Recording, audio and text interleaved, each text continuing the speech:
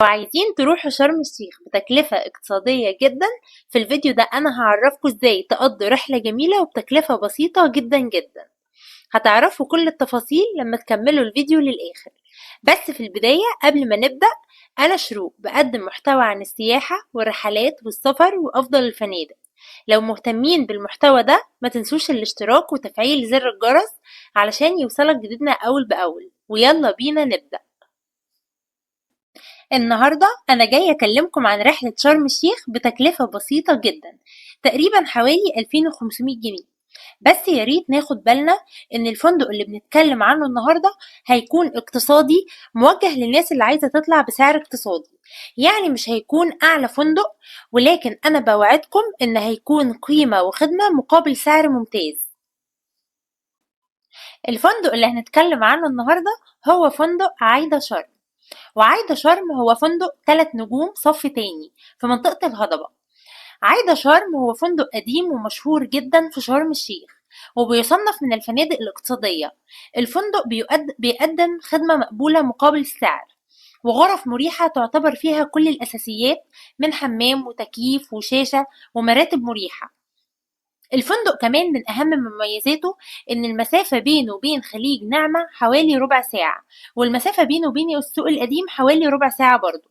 ودي نقطة مهمة جدا هتفرق في الإقامة بتاعتكم. هتقدروا تخرجوا بسهولة والأماكن قريبة منكم جدا. ولو حبينا بقى ندخل في تفاصيل الفندق من جوه وتقدروا تعملوا ايه جوه الفندق، فالفندق فيه حمام سباحة للكبار والأطفال، وفيه كمان أكوا بارك للكبار والأطفال، ودي تعتبر ميزة كويسة جدا مقابل سعر بسيط، وهتخلي الأولاد والأطفال يتبسطوا والكبار كمان. ندخل بقى على الأكل. الفندق ده فيه مطعم رئيسي بيقدم فيه 3 وجبات من فطار لغدا لعشاء. الأكل مقبول بالنسبة للسعر، التنوع بسيط ولكن مرضي. بالنسبة للمشروبات بيكون في بار للمشروبات على البول. نيجي بقى لأهم حاجة وهي البحر. الفندق ده ليه شاطئ خاص خارج الفندق. الشاطئ كويس جدا وهيعجبكم، ولكن المهم هنا إن الفندق بيوفر انتقالات من وإلى الشاطئ على مدار اليوم. يعني تقريبا أي وقت هتحبوا تروحوا فيه البيتش أو ترجعوا هتقدروا تعملوا ده مجانا. بالنسبة بقى للغرف، في أكتر من نوع مختلف من الغرف، منها غرف سنجل أو دبل أو غرف ثلاثية، وكمان منها بيكون جاردن فيو أو بول فيو، فهتقدروا تختاروا الغرفة اللي تحبوها. بالنسبة بقى للأنشطة، بيكون في عروض كويسة نوعا ما بالليل للأطفال، ولكن مش كل يوم، بتكون بعد وقت العشاء تقريبا. كمان الفندق بينه وبين السوق القديم مسافة بسيطة جدا، وخليج نعمة برضو، فتقدروا تسهروا برا لو حابين. الصبح بقى بيكون وقتكم دايما مشغول ما بين البول والبيتش والأقوى، فمش هتلاقوا وقت الصبح أصلا للخروج. يعني الخروج الصبح هيكون ليه الأنشطة بتاعته، وبالليل ليه الخروجات بتاعته برضو. نيجي بقى للسلبيات. ممكن تكون في إن الأكل مفيش تنوع ولا أنواع أكل غالية، كمان الخدمة مش على أعلى مستوى، وفي بعض الغرف قديمة شوية ممكن يكون ناقصها شاشة أو كده، فحاولوا تختاروا غرفة كويسة. لكن الفندق مقارنة بالسعر مناسب جدا، وبيقدم مميزات تانية كتير حلوة جدا مقارنة بسعره طبعا. وطبعا لازم نعرف ان طبيعي المناسب ليك مش شرط يكون مناسب لغيرك. كل حد ميزانيته ومتطلباته مختلفة عن التاني. احنا هنا بنتكلم عن فندق اقتصادي جدا. كمان قبل ما ندخل في الأسعار، عاوزة ألفت نظركم لحاجة مهمة جدا.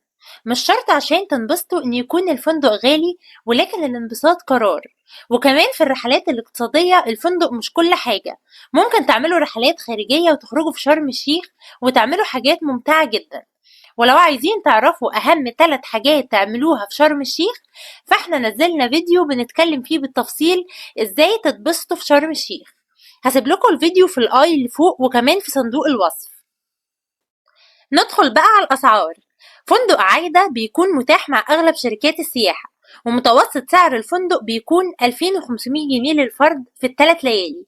السعر ده بيكون شامل فطار وعشاء، وبيكون شامل انتقالات. بالنسبة لوجبة الغداء لو حابين تضيفوها بتكون بتكلفة إضافية.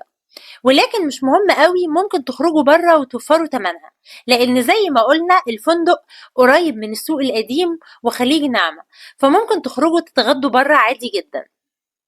بس برضو يا ريت ناخد بالنا ان السعر ده بيكون وقت تسجيل الحلقة، فممكن جدا يتغير بعد كده، او ممكن حضراتكم تكونوا بتشوفوا الفيديو في وقت مختلف يكون السعر اتغير برضو. يعني ممكن شركة توفره بسعر اقل من شركة تانية. بيختلف برضو على مواقع الحجز زي بوكينج مثلا. ممكن كمان بوكينج يكون اعلى علشان الضريبة، فدوروا كويس قبل ما تحجزوا وحاولوا توصلوا لأحسن سعر. يعني السعر اللي انا قلته ده متوسط سعر، فحاولوا تدوروا كويس قبل ما تحجزوا، لان الاسعار بتختلف جدا ما بين شركة والتانية، فان شاء الله توصلوا لأحسن سعر. لو معاكوا أطفال بقى، بالنسبة لسياسة الأطفال بيكون لحضراتكم طفلين مجانا. الطفل الأول أقل من 12 سنة والطفل التاني أقل من 6 سنين. طيب لو مثلا الطفل الأول أكتر من 12 سنة والطفل التاني أقل من 6 سنين، لا بيكون في تكلفة إضافية. لازم يكون الطفل الأول أقل من 12 سنة والطفل التاني أقل من 6 سنين.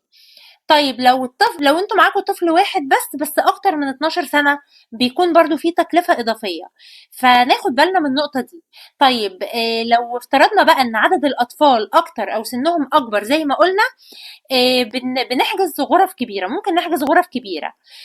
وطبعا زي ما احنا عارفين مهم جدا ان يكون معاكم شهادات الميلاد للاطفال والقسيمة الجواز والبطايق. كمان لو عاوزين ننزل لكم فيديوهات فنادق اقتصادية أكتر، سيبولي رأيكم في الكومنتات وأنا هرد عليكم. ملحوظة برضو مهمة جدا، زي ما قلنا قبل كده ممكن بالإضافة للفندق تعملوا حاجات وأنشطة كتير قوي في شرم الشيخ، وزي ما قلت لكم هسيب لكم اللينك في الوصف علشان ترجعوا للفيديو ده. في ناس بقى ممكن تدخل تقول لي ده فندق مش حلو او يعني ما فيهوش مميزات او كده. لا، الفندق بالنسبه لسعره فهو كويس، ومش لازم اللي يناسبك يناسب غيرك زي ما قلنا. فانا متاكده ان الفندق ده هيكون مناسب للفئه اللي بتدور على السعر ده. كمان بالنسبة للأكل فهو مش هيكون أزمة قوي بالنسبة للغدا، لأن زي ما قلت لكم إن السوق القديم قريب منكم جدا، والسوق القديم كمان الأسعار فيه كويسة جدا، فتقدروا إن انتوا تجيبوا اللي انتوا عايزينه من هناك.